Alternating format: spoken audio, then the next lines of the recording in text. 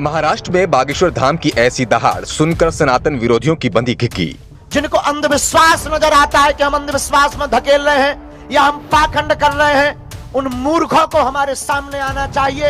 एक एक दाग बता करके हम भेजेंगे उनको। जो योगी और मोदी ना कर सके वो बागेश्वर धाम ने कर दिखाया। भीड़ का ऐसा रेला कि सारे रिकॉर्ड टूट गए।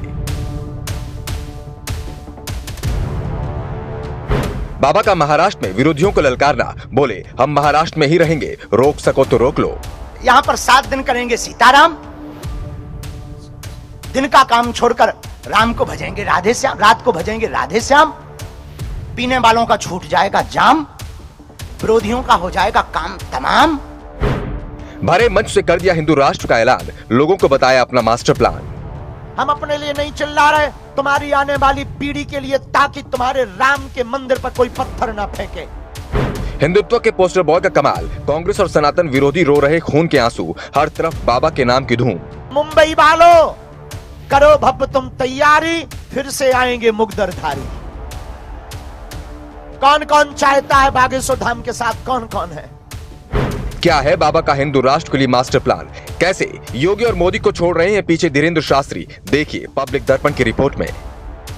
मुंबई में बाबा का मेला देख लो, भीड़ का रेला देख लो, मुंबई में कैसे टूटे सारे रिकॉर्ड, ये भी देख लो। मोदी के रिकॉर्ड टूटे, योगी के रिकॉर्ड टूटे, बड़े बड़े अभिनेताओं के रिकॉर्ड टूटे। तस्वीर में देखिए किस तरह से अनगिनत लोग पहुंचे हैं। बाबा की लोकप्रियता देख विरोधियों की तो छोड़ो, खुद योगी और मोदी भी चक्कर में पड़ गए। बाबा ने योगी का रिकॉर्ड तोड़ा, मोदी का रिकॉर्ड तोड़ा और विरोधियों का सनातन विरोधी मंसूबा तो चकनाचूर ही कर दिया। मुंबई में हर तरफ भगवा ही भगवा है। बागेश्वर बाबा के भक्तों की अनगिनत भीड़ है। इस समय हिंदुत्व के सबसे बड़े पोस्टर बॉय यानी धीरेंद्र शास्त्री को रोकने में सनातन विरोधियों के पसीने छूट गए हैं। लाखों कोशिशों के बाद भी विरोधी मुंह की खाकर खामोश हो गए। बाबा ने जो कहा था वो कर दिखाया। हर बार की तरह इस बार भी पंडित धीरेंद्र कृष्ण शास्त्री अपनी बात पर खरे उतरे। महाराष्ट्र में बागेश्वर धाम सरकार के दिव्य दरबार को रोकने की लाखों कोशिशें की गई। यहाँ तक कि इस बार कांग्रेस पार्टी भी खुलकर विरोध में आ गई, लेकिन बाबा का दरबार भी सजा और लोगों की पीड़ा भी सुनी। इसके साथ साथ बाबा ने इस बार यहाँ कुछ ऐसा कर डाला जो मोदी नहीं कर सके। बाबा ने वो कर डाला जो कभी योगी नहीं कर सके। सही मायनों में कहा जाए तो ऐसा कोई भी नहीं कर सका जो महाराष्ट्र में बाबा ने किया। अब तो नाना पटोले की आंखें पूरी तरह खुल गई होंगी। उसे समझ में आ गया होगा कि बाबा का विरोध करना इतना आसान नहीं है। महाराष्ट्र के दिव्य दरबार में इस बार कुछ ऐसा हुआ जिसे सुनकर हर एक सनातनी का सीना गर्व से चौड़ा हो जाएगा। तो चलिए अब आपको महाराष्ट्र के दिव्य दरबार के बारे में बताते हैं। जैसा कि आप जानते ही हैं कि महाराष्ट्र में दरबार लगाने का विरोध खुद कांग्रेस के प्रदेश अध्यक्ष नाना पटोले ने किया था और बाबा को अंधविश्वास फैलाने वाला और पता नहीं क्या क्या कह दिया था। ये आप हमारी पिछली वीडियो में भी देख सकते हैं। लेकिन इस सब के बावजूद पंडित धीरेंद्र कृष्ण शास्त्री ने ऐलान कर दिया था कि दरबार महाराष्ट्र में जरूर लगेगा और हुआ भी ऐसा। बाबा अपनी बातों पर खरे उतरे। बाबा ने दरबार लगाया। दरबार में इतने भक्त पहुंचे जिसे देखकर कांग्रेस, नाना पटोले, श्याम मानव और अन्य जितने भी सनातन विरोधी हैं, सबकी आंखें खुली के खुली रह गई। इन लोगों को समझ में नहीं आ रहा था आखिरकार दिव्य दरबार में इतने सनातनी कैसे पहुंच सकते हैं। अब यहाँ तक तो सब कुछ ठीक था, लेकिन दरबार के दौरान बाबा ने जो कुछ भी कहा उसे सुनकर हर एक सनातनी को पंडित धीरेंद्र कृष्ण शास्त्री के ऊपर गर्व हो रहा है।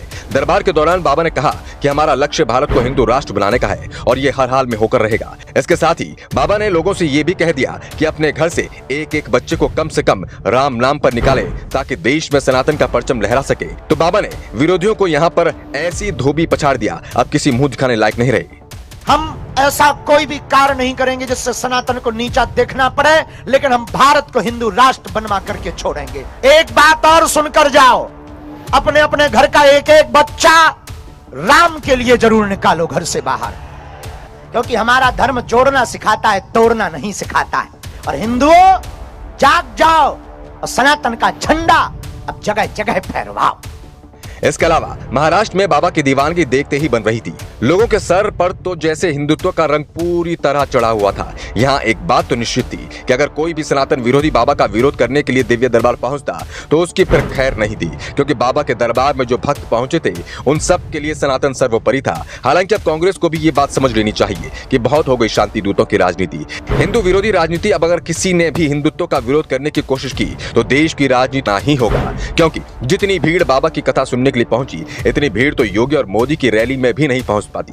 इसलिए बीजेपी के भी कान खड़े हो गए हैं और बाबा के विरोधियों के विरोध में खड़े होने की तैयारी में बीजेपी के नेता जुट गए हैं। आपको क्या लगता है, क्या कांग्रेस अपनी तुच्छ राजनीति से बाज आ जाएगी या फिर ऐसे ही सनातन का विरोध करती रहेगी? बाबा ने विरोधियों को मुंहतोड़ जवाब देकर सनातन का विरोध करने वालों का मुंह बंद कर दिया या नहीं? क्या वाकई में देश हिंदू राष्ट्र बनेगा? अपनी राय कमेंट बॉक्स में जरूर दें। आपकी राय हमारे लिए बहुत महत्वपूर्ण है। ब्यूरो रिपोर्ट, पब्लिक दर्पण न्यूज।